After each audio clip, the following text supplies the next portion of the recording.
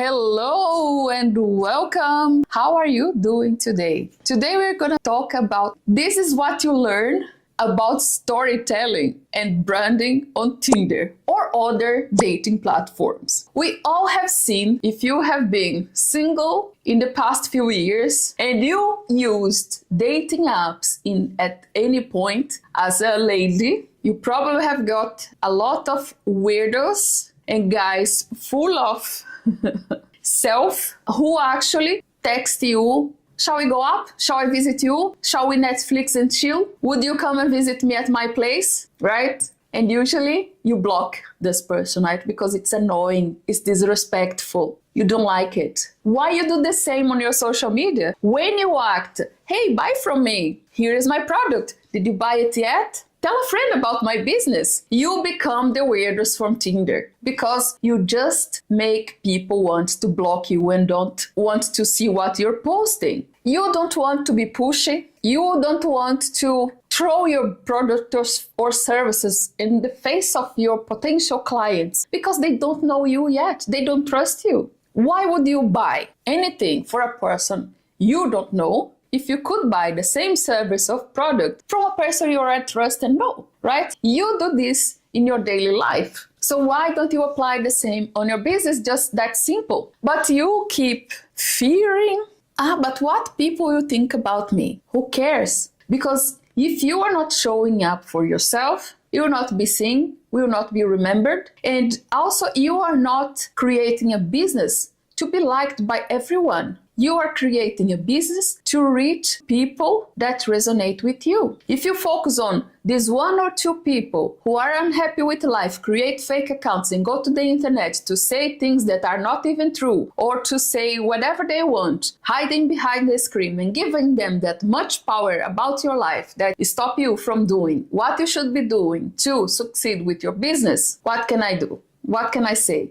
It's about you, right? That's why I call you queen. Because a queen wear a crown, take ownership of her story, own her story, her wins, struggles, mistakes, but she is the one creating the narratives, owning the narratives, not letting people that doesn't matter, people who don't matter, to have power over her life. And that's what I want you to do. I want you to be the queen of your life, of your business. But here is examples, right? Because what you need to share, something that is comfortable for you sharing online. You don't need to overshare. I always talk to you like I have been an influencer in the old times. If you count all my social media, all the platforms I was present, I had more than 100,000 followers. Only on Instagram, I still have more than 40,000 followers on my travel influence account. But what made me grow this much? It was because I was relatable. I didn't only talk about, oh, this is the 5-star hotel I'm staying at this trip. I was talking about my struggles as a Brazilian living in Sweden. So I was sharing the fear of becoming a mother and traveling with a baby, the difficulties. I was also sharing the difficulties of learning Swedish, of missing important moments in the life of my families and friends in Brazil and in Portugal because I'm living so far away and sometimes you feel powerless, alone. And this is relatable because how many people is living the same experience? So what you need to understand is that you can choose topics from your life that you feel comfortable in sharing and you don't need to share everything. I have been on social media for so many years and I have never shared a tour of my apartment. Why? Because it's irrelevant. One day, if I feel like it, or if I am getting paid by a, I don't know, let's say decoration company, and I feel it's relevant, yes. But up to date, no. Until today, I didn't feel the need for sharing all the spaces where I live. Why? Yes, of course you see, this is my living room, this is my window. Yes, because, well, I'm filming myself and you see it, right? But why it's relevant that you show the entire plan and how it's my place? Also, I share my trips. some parts of it that I feel relevant, right? Being a travel influencer. I never shared me partying, dancing.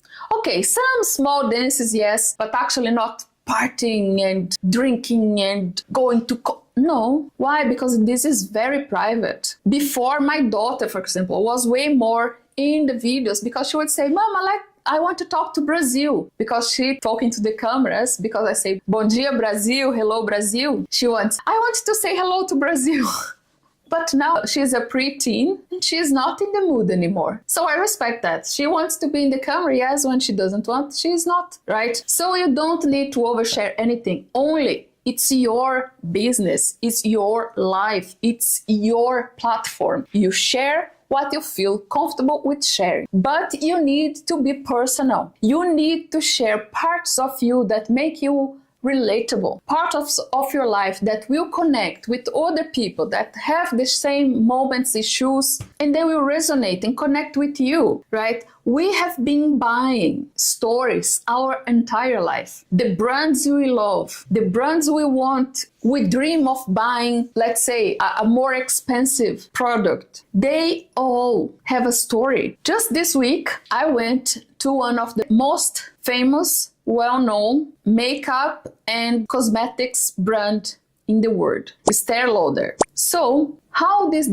big, huge brand started? She, a Jewish who grew up in a very simple family, she started selling cosmetics door to door because her uncle was a chemist. Sorry if I don't remember the word. And he was making the products at home in the kitchen. And she introduced this marketing geniality, which is giving people samples for them to try to see if the product is good, and then people will want it and buy it. All the brands still do it. Until today, I do the same. I'm doing it right now. You are experiencing how it is to learn to be sitting in my mentorship classes, where I share you step by step how to communicate, how to apply storytelling strategies, how to negotiate, how to not fear being in front of cameras and showing up for yourself. That's exactly what I'm doing now. I'm giving it a sample of my work for free. And who started with this?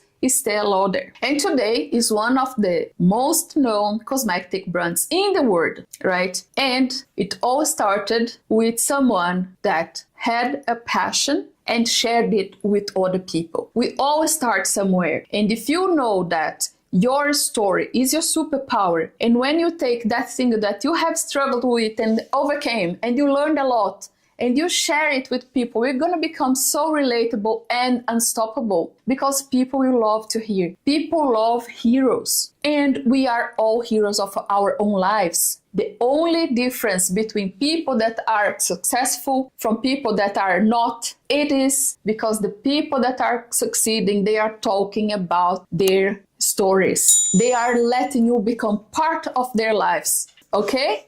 I will finish for today. I will see you. Bye.